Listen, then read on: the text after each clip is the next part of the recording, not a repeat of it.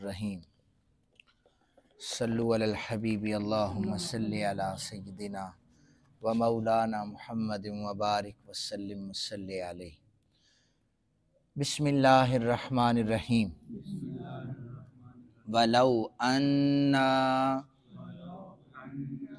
كَتَبْنَا عَلَيْهِمْ أَنِ اقْتُلُوا أَنفُسَكُمْ أَوِ اخْرُجُوا مِنْ دِيَارِكُمْ مَا فَعَلُوهُ إِلَّا قَلِيلٌ مِّنْهُمْ وَلَوْ أَنَّهُمْ فَعَلُوا مَا يُوعَظُونَ بِهِ لَكَانَ خَيْرًا لَهُمْ وَأَشَدَّ تَثْبِيتًا وَإِذًا لَآتَيْنَاهُمْ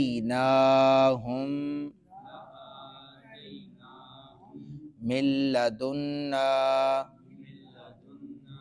أَجْرًا عَظِيمًا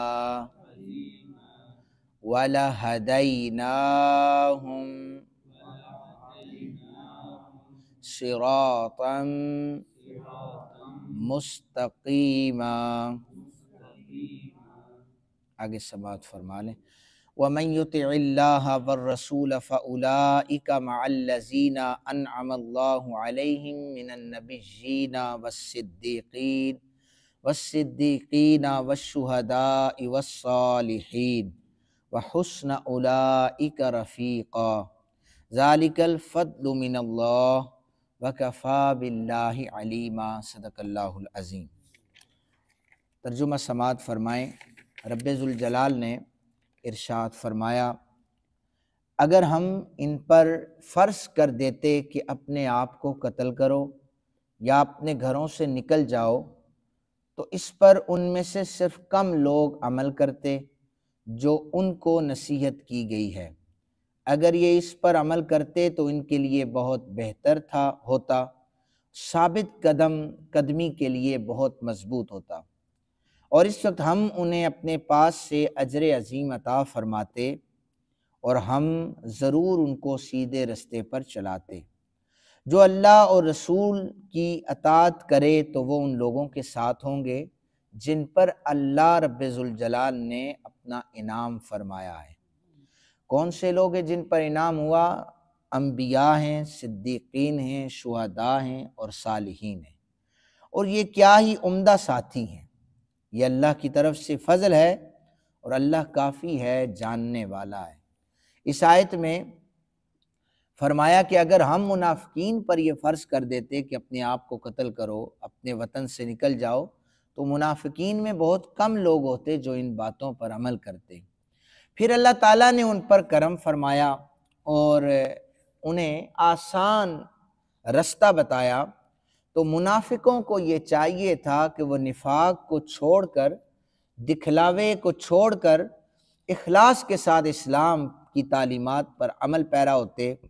اگر وہ ایسا کر لیتے تو یہ ان کے حق میں بہتر ہوتا۔ اگلی جو آیت ہے میں نے پڑھی ہے اس میں فرمایا جو اللہ اور رسول کی اطاعت کرے وہ کن لوگوں کے ساتھ ہوگا؟ وہ اس کا جو ہے وہ سنگت انبیاء کے ساتھ ہوگی، صدیقین کے ساتھ ہوگی، شہداء اور صالحین کے ساتھ ہوگی۔ اس حوالے سے یاد رکھیں کہ ہرگز یہ نہیں ہوگا کہ ایک شخص ہے وہ اعمال صالحہ کرتا ہے تو اسے انبیاء کا درجہ نہیں ملتا، اسے صدیقین کا درجہ نہیں ملتا، یہ یاد رکھیں۔ بھلا عام آدمی کیسے نیک اعمال کر کے انبیاء کے برابر ہو سکتا ہے؟ قرآن حکیم نے یہ کہا ہے کہ ان کے ساتھی ہوں گے۔ اس حوالے سے پہلے ایک حدیث مبارکہ سماعت فرما لیں۔ حضرت سعید بن جبیر رضی اللہ تعالیٰ عنہ بیان کرتے ہیں، انصار میں سے ایک شخص نبی اکرم صلی اللہ علیہ وآلہ وسلم کی خدمت میں پریشان حالت میں حاضر ہوا تو آپ نے پوچھا کہ کیا ہوا ہے تم مجھے پریشان نظر آ رہے ہو۔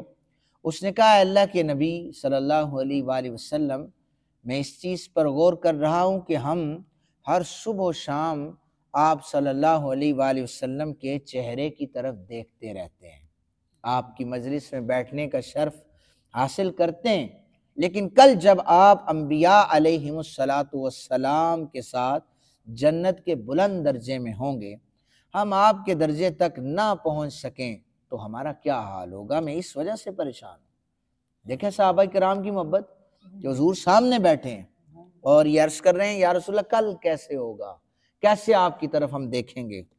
تو نبی اکرم صلی اللہ علیہ وآلہ وسلم نے ابھی کوئی جواب بھی ارشاد نہیں فرمایا تھا۔ حضرت جبرائیل علیہ السلام یہ آیت مبارکہ لے کر نازل ہوئے کہ جو رسول اللہ صلی اللہ علیہ وسلم کی اطاعت کرے گا وہ بھی ان لوگوں کے ساتھی ہوں گے، ان کے ساتھ ہوگا جن پر اللہ نے اپنا انعام کیا ہے۔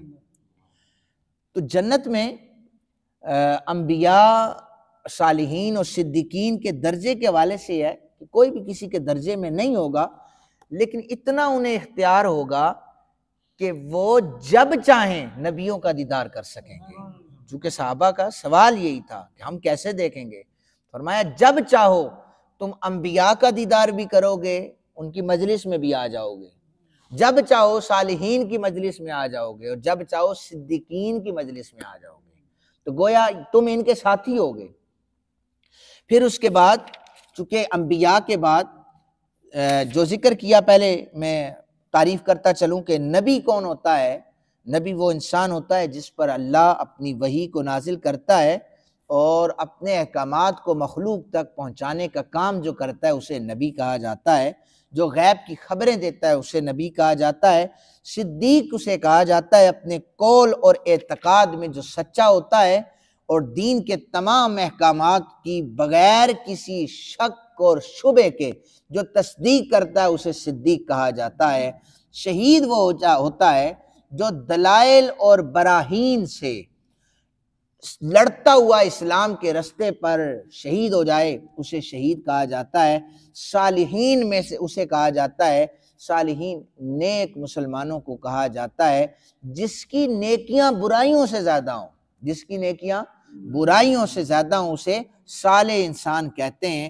اور یہاں پر جب جب صدیقین کا لفظ بولا جاتا ہے، اس کے پہلے مصداق جناب حضرت ابو بکر صدیق رضی اللہ تعالی عنہ کی ذات پاک ہے۔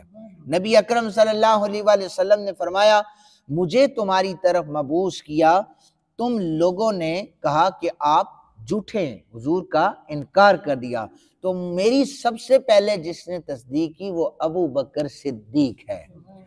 پھر اس کے بعد تصدیق کے بعد کیا کیا کہ تبلیغ کرنے لگے۔ تو آپ کی تبلیغ سے یہ اثر ہوا کہ حضرت عثمان غنی کا نام آپ نے سنا ہے، اتنا بڑا نام ہے۔ حضرت سیدنا عثمان غنی رضی اللہ تعالیٰ عنہ حضرت ابوبکر صدیق کی تبلیغ سے مسلمان ہوئے ہیں۔ حضرت طلحہ، حضرت زبیر، حضرت عبد الرحمن بن عوف، حضرت سعد بن ابی وقاص، حضرت عثمان بن مظعون رضی اللہ تعالیٰ عنہم اجمعین، یہ جو جید صحابہ ہیں، عشرہ مبشرہ میں سے ابتدائی جنہوں نے اسلام قبول کیا، جناب حضرت ابوبکر صدیق رضی اللہ تعالیٰ عنہ کی تبلیغ سے انہوں نے اسلام قبول کیا ہے۔ تو یہ اسلام کی خدمات ہیں صحابہ کرام رضوان اللہ تعالیٰ اجمعین کے حوالے سے۔ پھر نبی اکرم صلی اللہ علیہ وسلم نے ہجرت کی طرف سفر باندھا تو آپ کو حضرت ابوبکر صدیق کو اپنا ساتھی رکھا۔ حج کے لیے آپ تشریف لے گئے، مسلمانوں کا امیر حضرت ابوبکر صدیق کو بنا دیا۔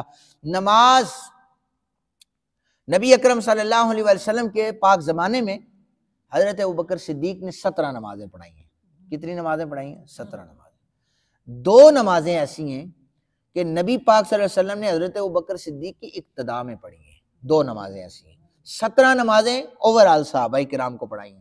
2 نمازیں نبی پاک صلی اللہ علیہ وسلم نے خود اجازت حکم دیا کہ ابو بکر مرو ابا بکرین ان یصلی بالناس، کہ ابو بکر کو حکم دو لوگوں کو نماز پڑھائے۔ واقعہ معراج ہوا، سب نے جھٹلا دیا، پہلی تصدیق حضرت ابوبکر صدیق نے کی۔